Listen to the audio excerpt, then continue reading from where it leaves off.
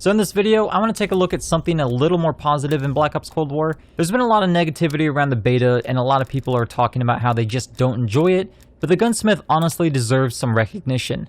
The first thing I want to point out is that at least in the beta, we can see every attachment on a weapon, even if it's locked, and we can also see what pros or cons that will give our weapon. This is a nice change from Modern Warfare because we could very easily just load up custom games and look at all the attachments, but they felt it necessary to slowly reveal the attachments as you leveled up. A great change Treyarch has made is that our pros and cons actually have values on them now. We can see how much an attachment is affecting our weapon, and they even added another layer to this in the beta where you can press R2 to view the details, and you'll see a very specific set of stats for how this attachment affects the raw stats of the weapon. This will show you the first damage range and damage value, fire rate, muzzle velocity, and much more. The stats that are shared by all weapons, at least that I've seen so far, are melee attack speed, aim flinch stability, reveal distance, which is just set to 0 without an attachment, and radar signature fade. We have the base movement speed and sprinting speed that are likely tied to each weapon category,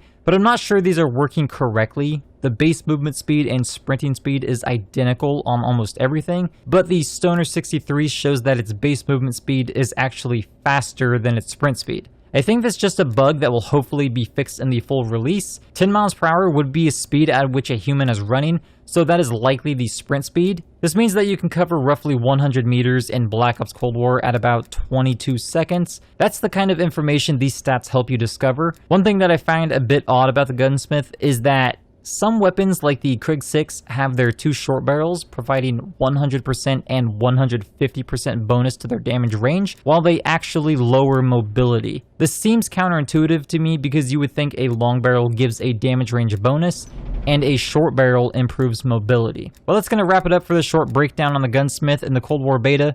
I want to go over every stat in detail from the Gunsmith when the game launches, like the best combinations to use and what each stat means specifically. Hit that subscribe button if you enjoyed the video, and I'll see you next time.